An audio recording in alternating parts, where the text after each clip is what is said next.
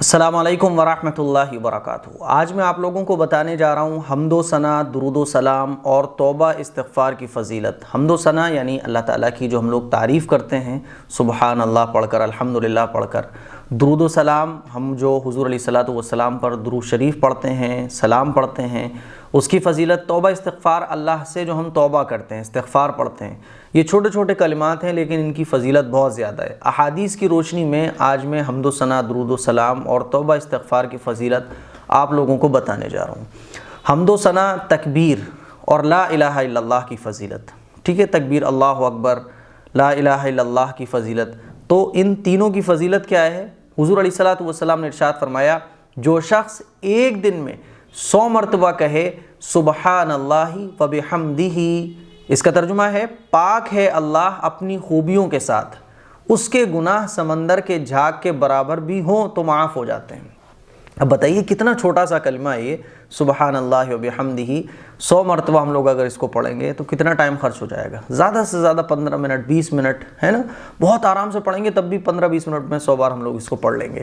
لیکن ثواب کتنا زیادہ ہے کہ سمندر کے جھاگ کے برابر بھی گناہ اگر ہوں گے تو وہ معاف ہو جائیں گے، اتنا بڑا ثواب ہے۔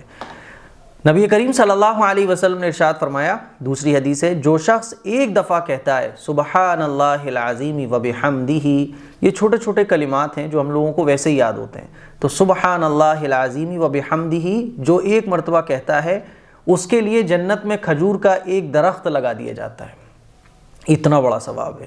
اور اس کا ترجمہ ہے پاک ہے اللہ عظمتوں والا اپنی تعریفوں کے ساتھ۔ تیسری حدیث، نبی کریم صلی اللہ علیہ وسلم نے ارشاد فرمایا، 2 کلمے زبان پر ہلکے پھلکے ہیں لیکن ترازو میں، میزان میں انتہائی وزنی اور اللہ تعالیٰ کو بہت زیادہ پسندیدہ ہیں۔ اور وہ 2 کلمے کون سے ہیں؟ وہ یہ ہیں، سبحان اللہ و بحمدہ سبحان اللہ العظیم۔ اب بتائیے کون نہیں پڑھ سکتا؟ کون نہیں پڑھ سکتا؟ تو نیکی کمانے کے موقع بہت سارے ہیں۔ وہ الگ بات ہے کہ ہم نیکیاں نہیں کما پاتے ہیں کیونکہ ہمارا دل نہیں کر رہا ہوتا ہے، ہم گناہوں کی دلدل میں پھنس چکے ہوتے ہیں، ہم سوشل میڈیا میں پھنسے ہوئے ہیں، تو ہم صاحب نیکیاں نہیں کما پاتے۔ ورنہ نیکی کمانے کے تو بہت سارے راستے ہیں، چلتے پھرتے، اٹھتے بیٹھتے، اس کے لیے کوئی الگ سے آپ کو ٹائم نکالنے کی ضرورت نہیں ہے۔ لیکن کیا ہے کہ ہم لوگ موبائل کی دنیا میں گم ہو گئے ہیں، موبائل کا ہم غلط استعمال زیادہ کرتے ہیں، صحیح استعمال کم کرتے ہیں۔ تو حضور نے فرمایا سبحان اللہ و بحمدہ سبحان اللہ العظیم، پاک ہے اللہ اپنی خوبیوں سمیت، پاک ہے اللہ بہت عظمت والا۔ حضور علیہ الصلوۃ والسلام نے ارشاد فرمایا یہ 2 کلمے اللہ کو بہت پسند ہیں۔ آگے سنیے، نبی کریم صلی اللہ علیہ وسلم نے فرمایا، میں یہ کلمات کہوں سبحان اللہ والحمد للہ ولا الہ الا اللہ واللہ اکبر، یہ کلمات تیسرے کلمے میں بھی آپ کو مل جائیں گے۔ تو حضور نے فرمایا میں یہ کلمات کہوں تو مجھے یہ عمل ان تمام چیزوں سے زیادہ محبوب ہے جن پر سورج طلوع ہوتا ہے۔ سورج کس پر طلوع ہوتا ہے؟ پوری دنیا پر۔ یعنی یہ کلمات کہنا ساری دنیا کی نعمتوں سے زیادہ محبوب ہیں، ساری دنیا کی چیزوں سے بڑے ہوئے ہیں یہ کلمات۔ اب کون نہیں کہہ سکتا یہ کلمات؟ اس کا ترجمہ ہے اللہ پاک ہے اور سب تعریفیں اللہ ہی کے لیے ہیں اور اللہ کے سوا کوئی معبود نہیں اور اللہ سب سے بڑا ہے۔ تو یہ بڑے آسان ہیں، ہم چلتے پھرتے اٹھتے بیٹھتے یہ نیکی کمانے کے جو کلمات ہمارے آقا صلی اللہ علیہ وسلم نے ہمیں سکھائے ہیں، بیٹھے بیٹھے ہم بڑے آسانی کے ساتھ ڈھیر ساری نیکیاں کما سکتے ہیں۔ تو ان کو پڑھنے کا ثواب اتنا زیادہ ہے۔ آگے سنیے، باقی رہنے والے عمل یہ ہیں، کون کون سے ہیں؟ سبحان اللہ والحمد للہ ولا الہ الا اللہ واللہ اکبر ولا حول ولا قوت الا باللہ۔ باقی رہنے والے عمل یہ، ہم لوگ جب دنیا سے چلے جائیں گے تو کون سی چیز باقی رہ جائے گی؟ یہی ہمارے اعمال ہیں، یہی درود و سلام، توبہ استغفار، کلمہ طیبہ کی کثرت، نمازیں، یہ آخرت کی کرنسی ہیں۔ قبر کے اندر ہم نے دنیا میں کتنی بڑی بڑی بلڈنگیں تیار کیں، کتنا بڑا خزانہ جمع کیا تھا، ہمارا بینک بیلنس کتنا تھا، ہم دنیا میں کیا تھے؟ نو، یہ نہیں مانا جائے گا، اس کی کوئی اہمیت نہیں ہے۔ قبر کی جو کرنسی ہے وہ ہماری یہ نیکیاں ہوں گی، ہماری یہ نمازیں، ہماری قرآن کی تلاوت۔ تو باقی رہنے والے اعمال یہ ہیں، ان کا ترجمہ ہے اللہ پاک ہے، سب تعریف اللہ ہی کے لیے ہیں، اللہ کے سوا کوئی معبود نہیں، اللہ سب سے بڑا ہے اور برائی سے بچنے کی ہمت ہے، نہ نیکی کرنے کی طاقت مگر اللہ ہی کی توفیق سے۔ یہ اس کا ترجمہ ہے جو میں نے ابھی آپ کو پڑھ کے سنایا۔ اگلی حدیث ہے، نبی کریم صلی اللہ علیہ وسلم نے فرمایا 4 کلمات اللہ تعالیٰ کے یہاں سب سے زیادہ محبوب ہیں۔ 4 کلمات ایسے ہیں جو اللہ کو بہت پسندیدہ، بہت پسند ہیں۔ وہ کون کون سے ہیں؟ سبحان اللہ والحمد للہ ولا الہ الا اللہ واللہ اکبر۔ یہ 4 کلمات ہیں جو اللہ کو بہت پسند ہیں۔ ان کا ترجمہ ہے اللہ پاک ہے، سب تعریف اللہ ہی کے لیے ہے، اللہ کے سوا کوئی معبود نہیں، اور اللہ سب سے بڑا ہے۔ ان میں سے جو بھی پہلے کہہ لیا جائے کوئی حرج نہیں ہے۔ اگر مان لیجیے آپ پہلے الحمدللہ پڑھ لیں، بعد میں سبحان اللہ پڑھ لیں، پہلے اللہ اکبر پڑھ لیں، بعد میں ولا حول ولا قوت الا باللہ پڑھیں، تو کوئی پرابلم نہیں ہے، آگے پیچھے ہو جانے سے کوئی حرج نہیں آتا ہے۔ نبی کریم صلی اللہ علیہ وسلم نے ارشاد فرمایا جو شخص 10 دفعہ یہ دعا پڑھے، کون سی دعا؟ لا الہ الا اللہ وحدہ لا شریک لہ لہ الملک ولہ الحمد وہو علی کل شیء قدیر۔ یہ آپ کو چوتھے کلمے بھی مل جائے گی یہ کلمات۔ اس کا ترجمہ ہے اللہ کے سوا کوئی معبود نہیں، وہ اکیلا ہے، اس کا کوئی شریک نہیں، اسی کی بادشاہت اور اسی کے لیے سب تعریف ہے، اور وہ ہر چیز پر کامل قدرت رکھتا ہے۔ تو جو شخص 10 دفعہ یہ دعا پڑھے گا وہ اس شخص کی طرح ہوگا جس نے اسماعیل علیہ السلام کی اولاد میں سے 4 غلام آزاد کیے ہوں، 4 غلام آزاد کیے ہوں۔ اتنا زبردست ثواب ہے اس کو پڑھنے کا۔ ایک اعرابی نے حضور علیہ السلام سے آ کر پوچھا مجھے کچھ کلام سکھائیں، مجھے کچھ چیز سکھائیں جو میں پڑھا کروں۔ آپ علیہ السلام نے ارشاد فرمایا کہو لا الہ الا اللہ وحدہ لا شریک لہ اللہ اکبر کبیرا والحمد للہ کثیرا وسبحان اللہ رب العالمین لا حول ولا قوة الا باللہ العزیز الحکیم۔ یہ حضور علیہ السلام نے اس اعرابی کو یہ کلمات سکھائے۔ اس کا ترجمہ ہے اللہ کے سوا کوئی معبود نہیں، وہ اکیلا ہے، اس کا کوئی شریک نہیں، اللہ سب سے بڑا، بہت بڑا ہے، اور سب تعریفیں اللہ ہی کے لیے ہیں، بہت زیادہ اور پاک ہے۔ اللہ جو ساری کائنات کا رب ہے، برائی سے بچنے کی ہمت، نہ نیکی کرنے کی قوت، مگر اللہ غالب اور حکمت والے کی توفیق ہی سے۔ تو وہ اعرابی کہنے لگا کہ یہ تو میرے رب کے لیے ہے، میرے لیے کیا ہے؟ بھئی یہ تو میرے اللہ کی تعریف ہو گئی۔ اس اعرابی نے حضور سے کہا کہ یا رسول اللہ یہ تو اللہ کے لیے ہوگا یہ کلمات، میرے لیے کیا ہے؟ تو آپ علیہ السلام نے ارشاد فرمایا تم کہو اللہم اغفر لی وارحمنی واہدنی وارزقنی۔ اس کا ترجمہ ہے اے اللہ مجھے معاف فرما دے، مجھ پر رحم فرما، مجھے ہدایت دے اور مجھے رزق دے۔ یہ حضور علیہ السلام نے اس اعرابی کو یہ دعا سکھائی۔ ایک حدیث میں یہ بھی آتا ہے کہ جب کوئی شخص مسلمان ہوتا تو نبی کریم صلی اللہ علیہ وسلم اسے نماز سکھاتے اور پھر اسے حکم فرماتے کہ ان کلمات سے دعا کیا کرو۔ دعا بھی حضور علیہ السلام نے سکھائی ہیں۔ کون سی دعا؟ اللہم اغفر لی وارحمنی واہدنی وعافنی وارزقنی۔ یہ حضور علیہ السلام جب بھی کوئی شخص مسلمان ہوتا تو اس کو نماز سکھاتے تھے اور یہ دعا بھی اس کو سکھاتے تھے کہ بھئی دیکھو یہ دعا بھی تمہیں مانگنی ہے۔ اگلی حدیث سنیے، نبی کریم صلی اللہ علیہ وسلم نے ارشاد فرمایا اے عبداللہ ابن قیس، ایک صحابی ہیں، کیا میں تمہیں جنت کے خزانوں میں سے ایک خزانے کے متعلق نہ بتاؤں؟ میں نے عرض کیا، وہ صحابی نے عرض کیا اے اللہ کے رسول کیوں نہیں، ضرور بتائیے۔ آپ نے فرمایا تم کہو لا حول ولا قوت الا باللہ، گناہ سے بچنے کی ہمت ہے، نہ نیکی کرنے کی طاقت ہے مگر اللہ ہی کی توفیق سے۔ یہ اس کا ترجمہ ہے۔ تو حضور علیہ السلام نے اس کو جنت کے خزانوں میں سے ایک خزانہ قرار دیا۔ ہمیں اس کو بھی پڑھنا چاہیے۔ یہ جتنی بھی ساری میں چیزیں آپ کو بتا رہا ہوں ان میں سے آپ جو چاہیں وہ پڑھ سکتے ہیں۔ اگلی حدیث سنیے، نبی کریم صلی اللہ علیہ وسلم کا ارشاد گرامی ہے کہ سب سے افضل دعا الحمدللہ، سب تعریفیں اللہ کے لیے ہے، یہ سب سے افضل دعا ہے الحمدللہ، اور سب سے افضل ذکر ہے لا الہ الا اللہ، اللہ کے سوا کوئی معبود نہیں، یہ سب سے افضل ذکر ہے۔ نبی کریم صلی اللہ علیہ وسلم نے ارشاد فرمایا کیا تم میں سے کوئی شخص روزانہ 1000 نیکی کرنے سے عاجز ہے؟ کیا تم میں سے کوئی شخص 1000 نیکی روزانہ نہیں کر سکتا ہے؟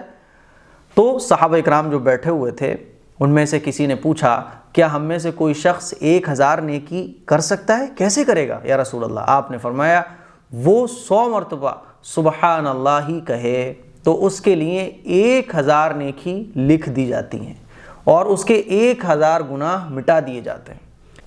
اب آئیے میں آپ کو سنانے جا رہا ہوں فضیلت حضور علیہ السلام پر درود بھیجنے کی فضیلت۔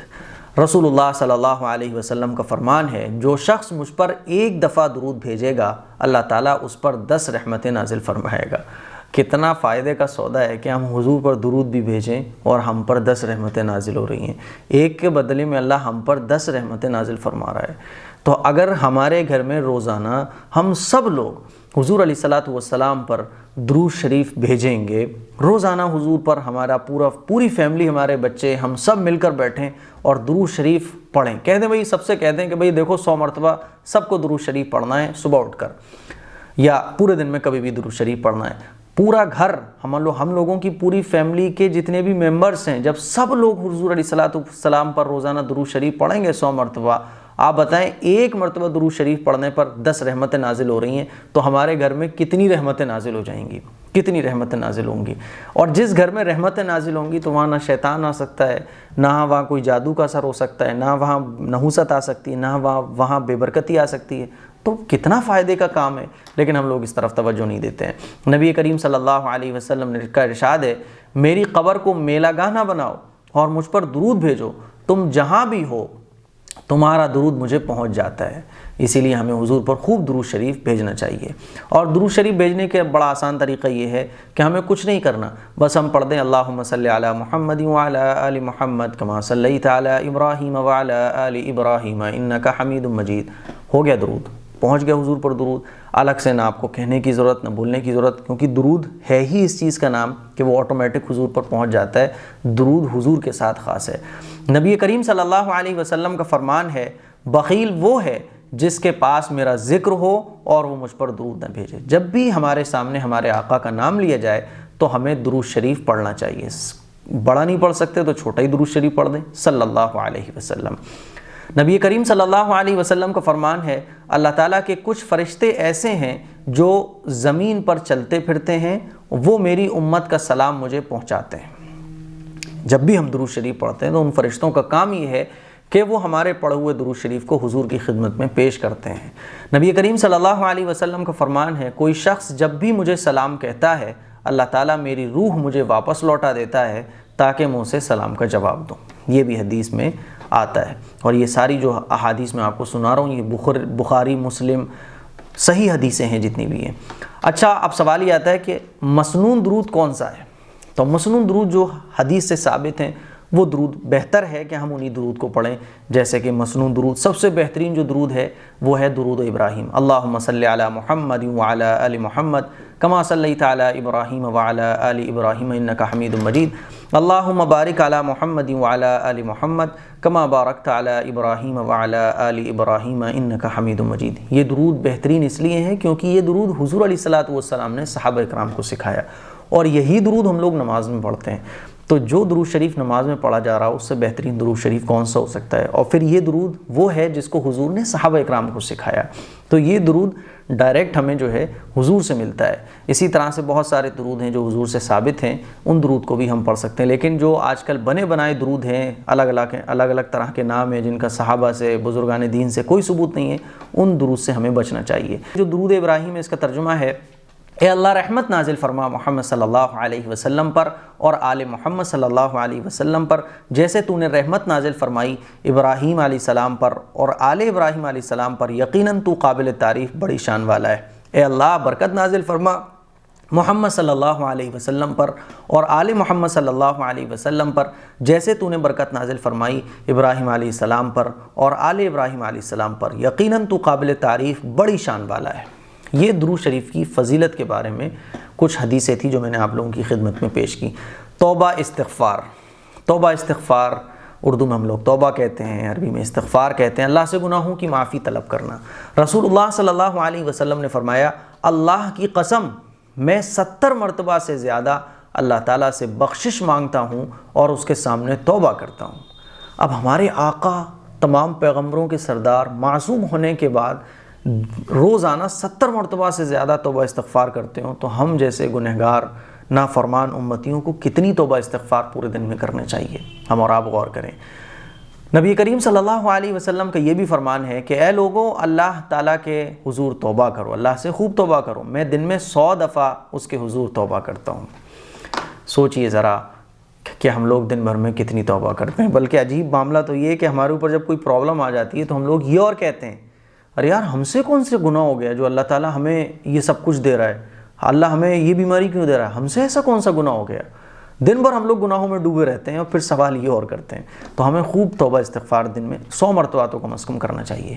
نبی کریم صلی اللہ علیہ وسلم نے فرمایا، اللہ تعالیٰ بندے کے سب سے نزدیک رات کے آخری حصے میں ہوتا ہے، یعنی تہجد کے وقت۔ اگر تم ان لوگوں میں شامل ہو سکتے ہو جو اس وقت اللہ تعالیٰ کو یاد کرتے ہیں تو ہو جاؤ، یعنی اگر تہجد پڑھ سکتے ہو تو تہجد پڑھو، اللہ سے دعا مانگو، توبہ استغفار کرو، کیونکہ وہ وقت ایسا ہوتا ہے کہ اس وقت اللہ تعالیٰ اپنے بندے کے سب سے زیادہ قریب ہوتا ہے۔ نبی کریم صلی اللہ علیہ وسلم نے فرمایا، بندہ اپنے رب کے سب سے زیادہ نزدیک سجدہ کرتے ہوئے ہوتا ہے، لہٰذا سجدے میں زیادہ سے زیادہ دعا کیا کرو۔ بھئی آپ تہجد میں اللہ اپنے بندے کے سب سے زیادہ قریب ہوتا ہے۔ ہم نے اور آپ نے تو سالوں سے تہجد نہیں پڑھی، ہم نے تو سالوں سے تہجد کے وقت میں سجدہ نہیں کیا، ہماری تو صبح ہی 10-11 بجے ہوتی ہے۔ اس طرف ہمیں غور کرنا چاہیے، ہفتے میں، مہینے میں، 2 مہینے میں کبھی تہجد پڑھنا چاہیے، اللہ سے مانگنا چاہیے۔ پرابلم کا سولیوشن تہجد میں ہے، تہجد کے وقت سجدے میں اللہ سے مانگنے میں، رونے میں ہے۔ تہجد کے اندر اللہ سے مانگنے میں ساری پرابلم کا سولیوشن موجود ہے۔ لیکن عجیب حال یہ ہے کہ ہم اپنا سولیوشن تعویذوں میں تلاش کرتے ہیں، ہم اپنا سولیوشن نیبو مرچوں کے اندر تلاش کرتے ہیں۔ یہ عجیب معاملہ ہے۔ بہرحال ہمیں تہجد کے وقت میں اللہ سے دعا کرنا چاہیے۔ آپ علیہ الصلوۃ والسلام نے فرمایا، جو شخص یہ کلمات کہے کہ اللہ تعالیٰ اسے بخش دیتا ہے، جو شخص یہ کلمات کہے تو اللہ تعالیٰ اس کو بخش دیتا ہے، خواہ لڑائی سے بھاگا ہو۔ کلمات کون سے ہیں؟ استغفر اللہ الذی لا الہ الا هو الحی القیوم واتوب الیہ۔ اس کا ترجمہ ہے، میں اللہ سے معافی مانگتا ہوں، وہ اللہ جس کے سوا کوئی معبود نہیں، زندہ ہے، کائنات کا نگراں ہے، اور میں اسی کے حضور توبہ کرتا ہوں۔ یہ حضور علیہ الصلوۃ والسلام نے توبہ استغفار کی فضیلت بیان فرمائی، اسی لیے ہمیں خوب اللہ سے توبہ کرنا چاہیے۔ اردو میں ہم اپنی زبان میں توبہ کر سکتے ہیں کہ اللہ میرے گناہ معاف فرما، اے اللہ میری بخشش فرما، اے اللہ میں مجرم ہوں، اے اللہ مجھے میری خطاؤں کو معاف فرما۔ اور عربی میں استغفر اللہ اتنا بھی آپ پڑھ سکتے ہیں، اور اگر آپ پورا پڑھنا چاہیں استغفر اللہ الذی لا الہ الا هو الحی القیوم واتوب الیہ، یہ بھی ٹھیک ہے۔ اور اگر آپ اس کے جو ایک اور ہے استغفر اللہ ربی من کل ذنب واتوب الیہ، وہ بھی پڑھ سکتے ہیں۔ تو یہ توبہ استغفار، درود و سلام، حمد و ثنا کی فضیلت تھی احادیث کی روشنی میں جو آپ لوگوں کے سامنے بیان کی گئی۔ اس کلپ کو شیئر کریں، دوسروں تک پہنچائیں، اور ان میں سے جو آپ پڑھنا چاہیں، جتنی بھی چیزیں میں نے بتائی ہیں وہ ساری چیزیں تو آپ نہیں پڑھ سکتے، ساری چیزیں کوئی پڑھے تو بہت اچھی بات ہے، لیکن اگر ساری چیزیں ہم میں سے کوئی نہیں پڑھ سکتا ہے تو جو بھی ہماری سہولت کے اعتبار سے اس میں سے جو ہمارے لیے آسان ہو پڑھنا وہ ہم پڑھیں۔ اگر ہم درود شریف پڑھ سکتے ہیں درود شریف پڑھیں، لیکن کم از کم ہم عادت بنائیں روزانہ ایک تسبیح درود شریف کی، ایک تسبیح استغفار کی، اور ایک تسبیح کی تسبیح فاطمی جس کو کہا جاتا ہے۔ السلام علیکم ورحمۃ اللہ وبرکاتہ۔